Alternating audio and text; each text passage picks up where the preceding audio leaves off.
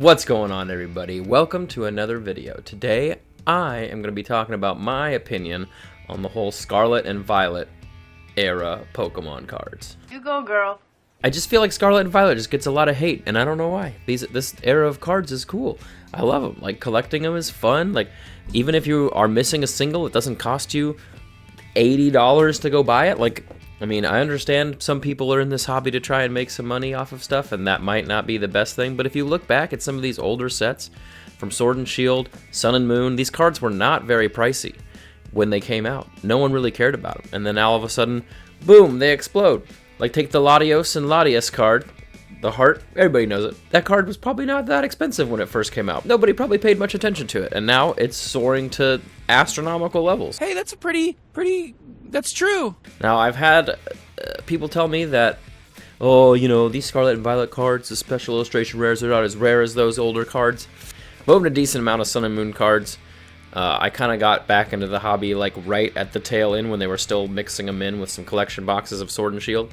I've opened some Cosmic Eclipse. I've pulled some of those secret rare alternate art cards before. It didn't seem like the pull rates on those were much harder than the current secret illustration rares. I could be wrong, I might have to look at the numbers, but that's just how I feel about it. Personally, for me, I love enjoying this stuff. I like to make master sets, and these new sets are pretty affordable and easy to master. I mean, I have mastered Obsidian Flames, and it just came out a little bit ago.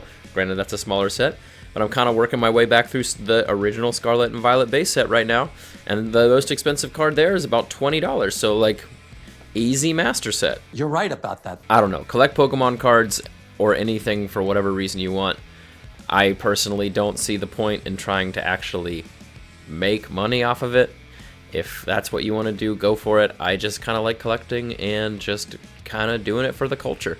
Personally, in my opinion, I feel like Scarlet and Violet just gets all the hate because we went from Sword and Shield, where people were actually able to sell cards for hundreds and hundreds of dollars, and we went right into an era where cards were, in my opinion, a lot better made. Artworks are a lot better. Pull rates on some of these sets are a lot better. I don't really know the Temporal Forces deal. Haven't opened up a huge amount of that yet, but from what I've opened up of Obsidian Flames, of Paldea Evolve, like, pull rates are fantastic. I like it. I like all the artworks. I like everything about it. I like the fact that people don't want them. That's, like, honestly, that's what I like the most, is because, like, dude, if you guys aren't going to buy this stuff, I'll go out and buy it, because that's the stuff I like. Yeah, right? Yeah. Right, yeah. I'm just going to hit on a couple cards from Scarlet and Violet base that I think are incredible cards that are selling for next to nothing. Let's kick it in gear, okay? Alright, the first card I want to look at today is the Gardevoir EX Special Illustration Rare. I just picked this card up from my local game store about 2 or 3 weeks ago and bought it for about $20, which is what it's going for right now. This card is super playable, super awesome. It lines up with the other two Pokemon from the line. Like, it's fantastic. This art, like, you cannot tell me this artwork isn't sick, and it's selling for $20. Wow. Yeah. Next card, Miraidon EX, selling for $15. Like, this is also a very playable card. This artwork is fantastic. You cannot look at this and not say this is awesome. Like, he's just hovering outside of a window. No one's around. It's just this. I just love that scene. It's so good. So cool. But this one, the Koraidon EX, like that, this whole thing is so awesome. It's selling for $10. Just pick this card up if you have it. This card is awesome. I cannot tell what this card in particular is going to do in the future. It could just stay at $10. But look, I already have a copy of this card. If I didn't, I would 100% be picking this up. Like, this card is so sick. Pretty good.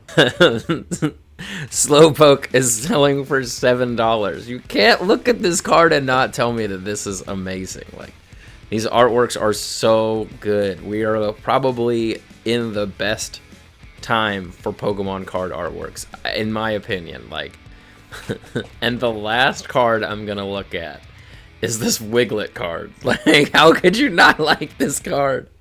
Wiglet's so silly. This card is awesome, and it's selling for $3. Ah! What is happening? Okay, rant over. I'm done talking about it. I just needed to get that out of my system. I just really want to understand why Scarlet and Violet era gets so much hate. So, if you have an opinion on this matter, let me know in the comments. Keep them classy. It's okay to have other opinions than other people. You don't need to attack people for what they think. But I'm really genuinely curious. If you're not a fan of Scarlet and Violet, let me know. If you are a fan, let me know. Let me know what some of your top chases are. I just, as a collector and someone who enjoys the artwork and the culture of everything, I think this is the best time to be trying to collect these cards. Yeah. Whether or not they're going to go up in value has never really been that big of a deal to me. I just enjoy opening it and feeding that hobby, you know? All right, thank you all for watching.